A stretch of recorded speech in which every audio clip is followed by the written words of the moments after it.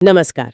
आज हम एक ऐसे विषय पर बात कर रहे हैं जो आजकल शायद हम सबकी जिंदगी में कहीं ना कहीं घुस आया है। हसल कल्चर, मतलब वो सोच जहां लगातार भाग दौड़, कड़ी मेहनत, बस इसी को जैसे सफलता मान लिया जाता है।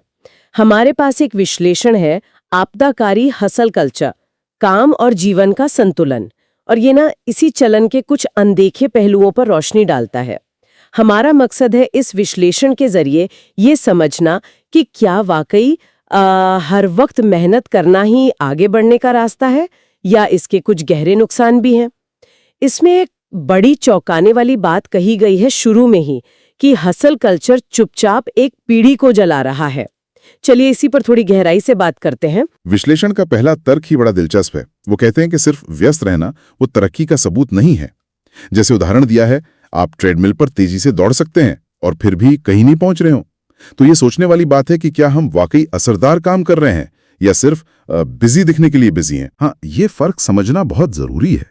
मतलब विश्लेषण साफ कहता है कि जो लोग वाकई टॉप पर हैं वो सिर्फ घंटे नहीं लगाते हैं। उनके काम में ना एक इरादा होता है, एक सटीकता होती है। वो हर काम को नतीजों से जोड़कर देखते हैं। सिर्फ कुछ करते रहना और कुछ हासिल करना, इनमें जमीन आसमान का फर्क है। ऊर्जा कहाँ जा रही है वो जरूरी है। हाँ, और इसी से जुड़ा है आराम का मुद्दा। हसल कल्चर में तो जैसे आराम करना मतलब कमजोरी या टालमटोल, पर विश्लेषण कहता है, और ये लाइन मुझे बहुत सही लगी, बर्नआउट सम्मान का बिल्ला नहीं है। बिल्कुल सीधी बात है ना। और ये भी कि हमारे दिमाग को असल में अच्छी तरह काम करने के लिए, क्रिएटिव होने के लिए गहरे आराम की जरूरत होती है। हाँ, और विश्लेषण ना आराम को देखने का नजरिया ही बदल देता है। इसे कमजोरी नहीं, बल्कि वो कहता है कि ये एक रणनीतिक हथियार है। जो कामयाब लोग हैं वो अक्सर अपने आराम के वक्त को भी उतनी ही गंभीरता से लेते हैं जितनी किसी जरूरी मीटिंग को। अच्छा। हाँ, क्योंकि सीधी सी बात है, एक फ्रेश दिमाग एक थके हुए दिमाग से कहीं ज्यादा बेहतर काम करेगा, है ना। ये स्मार्टनेस है, कमजोरी नहीं। दिमाग को भी तो रिचार्ज चाहिए।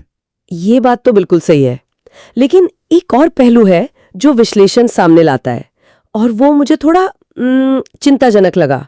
वो है अपनी पहचान, अपना आत्ममूल्य, उसको पूरी तरह से अपनी उत्पादकता से जोड़ देना। मतलब ये सोचना कि मैं तभी कुछ हूं जब मैं कुछ कर रहा हूं, कुछ बना रहा हूं। क्या ये थोड़ा खतरनाक नहीं लगता? बहुत खतरनाक है, क्योंकि ये क्या करता है, ये आपके आत्ममूल्य को बाहरी चीजों पर टिका देता है। जैसे कितने प्रोजेक्ट्स किए, कितना पैसा कमाया।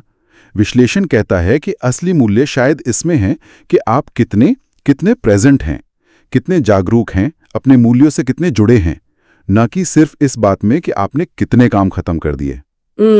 ये एक अंदरूनी चीज है, बाहरी नहीं। और फिर एक और नतीजा इस लगातार भागदौड़ का, वो है लंबी अवधि की सोच का पीछे छूट जाना। मतलब सेहत, रिश्ते, मन की शांति, सब जैसे कुर्बान हो जाते हैं रफ्तार के लिए। बिल्कुल। विश्लेषण एक बहुत जरूरी सवाल पूछता है, मंजिल तक पहुंचने का फायदा ही क्या अगर आप वहां पहुंचते पहुंचते पूरी तरह बिखर चुके हों। सही बात। और इसके उलट विश्लेषण उन लोगों की बात करता है जो लंबी अवधि का सोचते हैं। वो टिकाऊ सिस्टम बनाते हैं, वो बीच बीच में रुकते हैं, सोचते हैं और अपनी सबसे कीमती चीज, अपनी ऊर्जा, उसे बचाते हैं। शायद असली ताकत ज्यादा करने में नहीं, बल्कि सोच समझकर ये चुनने में है कि क्या नहीं करना है। अच्छा, मतलब ना कहना भी एक स्किल है। बिल्कुल। गहराई को चुनना रफ्तार की जगह और स्पष्टता को चुनना शोर की जगह। तो फिर अगर लगातार हासिल करना ठीक नहीं, तो विश्लेषण क्या रास्ता सुझाता है, क्या करें? हाँ, तो विश्लेषण कुछ ठोस चीजें बताता है। कहता है कि अंधी दौड़ की जगह ना स्पष्टता लाएं। समझे कि आप ये काम क्यों कर रहे हैं, नियमित ब्रेक लें, और जरूरी बात, बिना किसी गिल्ट के। हाँ, ये गिल्ट वाला पॉइंट बहुत जरूरी है। बिल्कुल। और काम की गिनती के बजाय उसके असर पर ध्यान दें। छोटे मोटे फायदों की जगह टिकाऊ लक्ष्यों पर फोकस करें। और हाँ, सफलता को सिर्फ रफ्तार से नहीं, बल्कि मन की शांति और संतुष्टि से भी तो मापें। तो कुल मिलाकर संदेश यही है कि ये जो बिना सोचे समझे वाली भागदौड़ है ना, ये एक जाल बन सकती है। जैसा विश्लेषण में कहा गया है, अगर आप अपने समय पर नियंत्रण नहीं रखते हैं तो कोई और रखेगा। ये तो बड़ी चेतावनी है। हाँ, चेतावनी तो है, लेकिन अंत में ना एक उम्मीद भी है। विश्लेषण कहता है कि धीरे चलना, सांस लेना और जीवन को उसकी पूरी गहराई में जीना, ये ठीक है। बजाय इसके कि हम खुद को बस घिसते रहें। असली सफलता शायद खुद को जला देने में नहीं है, बल्कि अपने उद्देश्य की रोशनी में चमकने में है। की चर्चा को यहीं रोकते हैं और हाँ, श्रोताओं के लिए एक सवाल छोड़ जाते हैं। आज ऐसी कौन सी एक चीज है जिसे ना कहकर आप अपनी थोड़ी सी ऊर्जा और शांति उसे बचा सकते हैं? सोचिएगा जरूर।